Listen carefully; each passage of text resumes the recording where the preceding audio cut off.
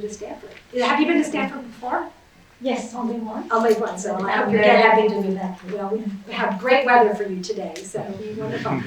So I am so excited about this new program. I've been in Japan a few times, and it's such a beautiful, impressive place. I wonder what sort of things you're going to be doing to attract international entrepreneurs to come to Japan to collaborate. Well, first of all, we have experienced a very harsh period during the COVID-19. And, well, actually, at the end of the day, the number of patients who passed away because of the COVID-19 was, in Tokyo, was the least following New Zealand per 1 million. So we tackle against the COVID-19. But we came to know that digitalization, also the innovation, Tokyo must take more initiative faster, and the quality of the digitalization must be better than anywhere else. We would like to renovate our industry once again, and since the industries of the world are changing drastically, digitalization, also even the cryptocurrency is now talking about, and even the fintech has been changed quite dynamically, and so we need more startups to change innovation and change the industry itself. And so we would like to invite more youngsters, not necessarily young, but sometimes even the seniors can open the door of the startups. So we would like to invite more startups from Japan and from the world in order to stimulate the Japanese economy as well as the world economy as well. Wonderful, great. Well, I'm curious about the relationship that the startup economy has with the universities. You know, here at Stanford, one of the things that we all know here is that the relationship between the university and Silicon Valley is very, very close, and there's a lot of permeability between what's happening on campus and what's happening around. What is the relationship in Japan? Is that something that's evolving? Well, of course, Stanford University is so well known as a sort of nest of the startups. And there are so many unicorns grown up from Stanford and from the area nearby. So the ecosystem of Stanford, which the Stanford University create, is so enormous, and we'd like to know more about how the Stanford University raise those movement and create such wonderful and powerful unicorns. It's called GAFA, and it's really amazing.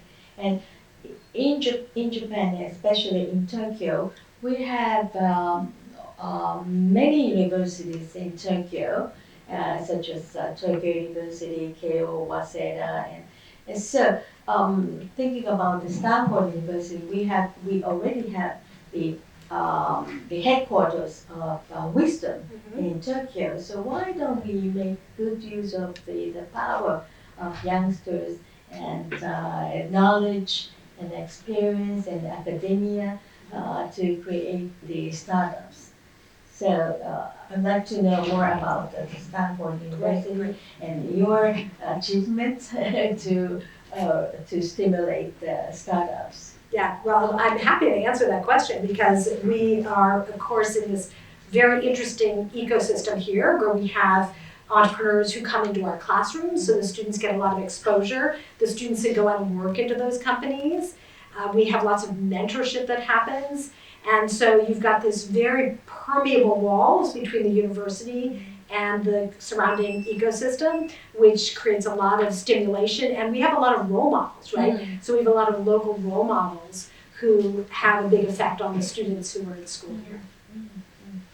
Well, so you have so many examples and good models to create such successful startups.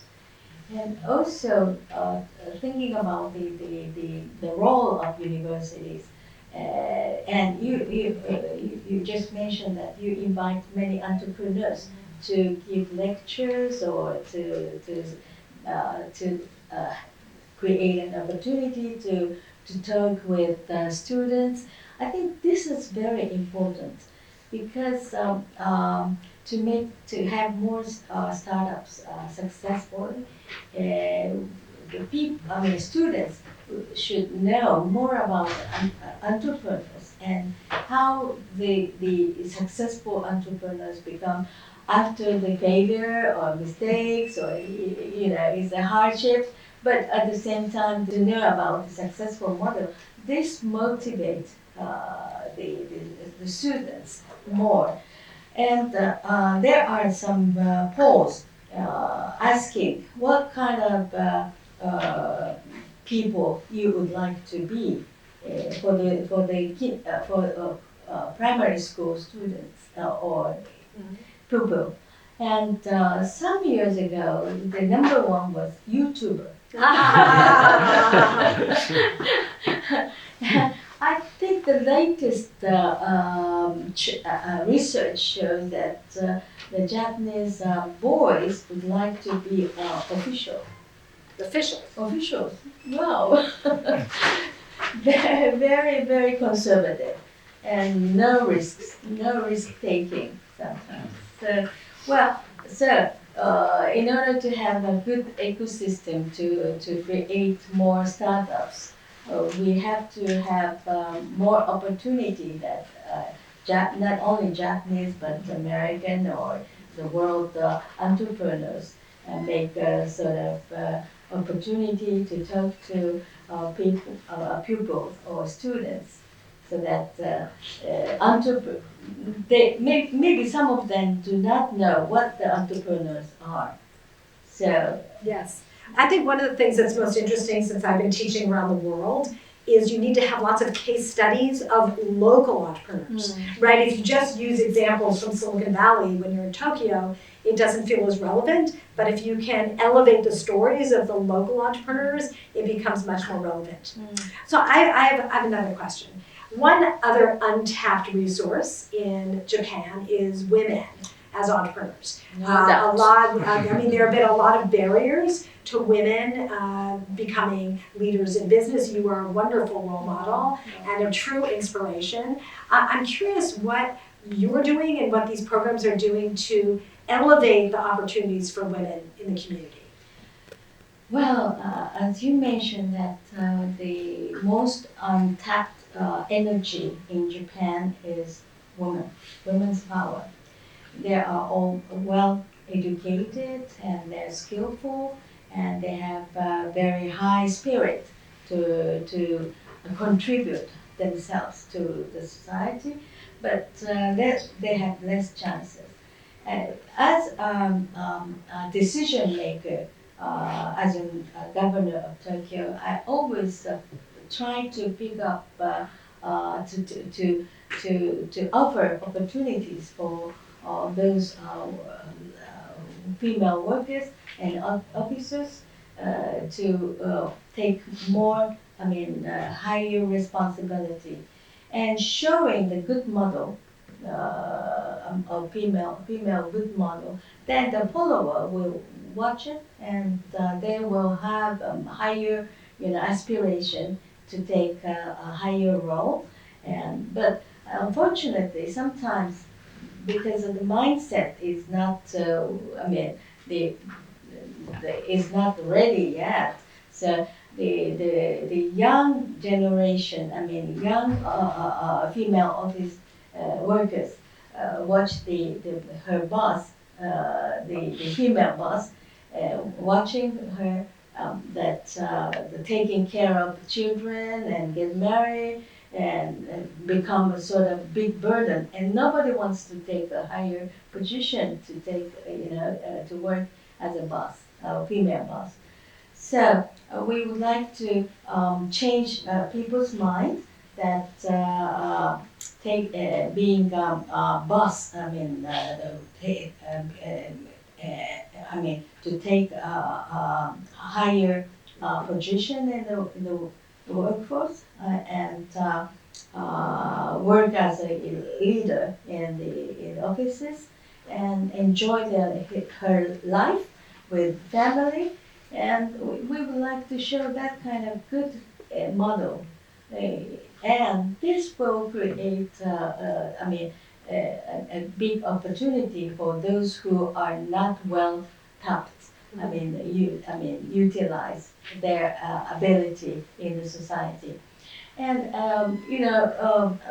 to fix the TNG's policy, we have plenty of councils where the talented and experts are giving us the advices in order to make the good policies. And the number of, the percentage of the council members was only 20% when I was elected in 2016. Now I try to offer more opportunity for those experienced and talented experts, female experts. Now the ratio went high as 46%. Wow, that's great. Which means, the Tokyo Metropolitan Government's policy is for everyone. And half of the population, of course, is women. So the more female council members we have, the more diversified policies will be created. So I think it's, and also I decided not to consider council or any meetings with one sex members from the one sex is not considered as meeting. That's great. That's great. Yes.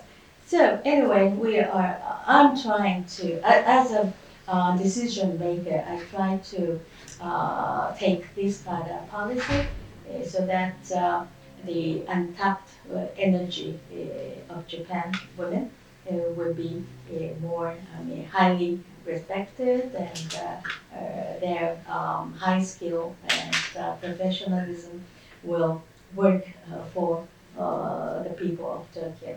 Wonderful. My name is Joe, and I am a political economy student studying the governance system, the crypto organization on the blockchain. So it's similar to what you said. And I have a question about the risk tolerance, or how do you see the innovation as a policymaker? So you mentioned about the baseball player, Otani, but he hits home run a lot of time. He hits home run a lot. But there's another type of baseball player who is like Ichiro, who hits a single hit. So how, as a policymaker who investment in those field, or even for innovations, how do you evaluate whether that people or person is worth investing or worth supporting, even if he doesn't hit the home run? Well, for instance, a startup which is started by a leader with high spirit and high having a very good technology skill and so forth.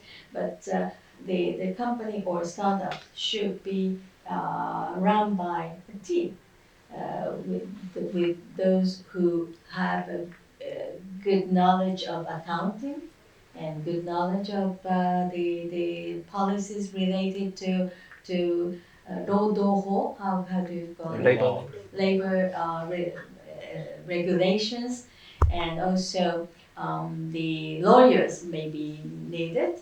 So it's a team, And I'm always saying that Beatles, maybe your generation is different from the Beatles, but Beatles are amazing and such wonderful,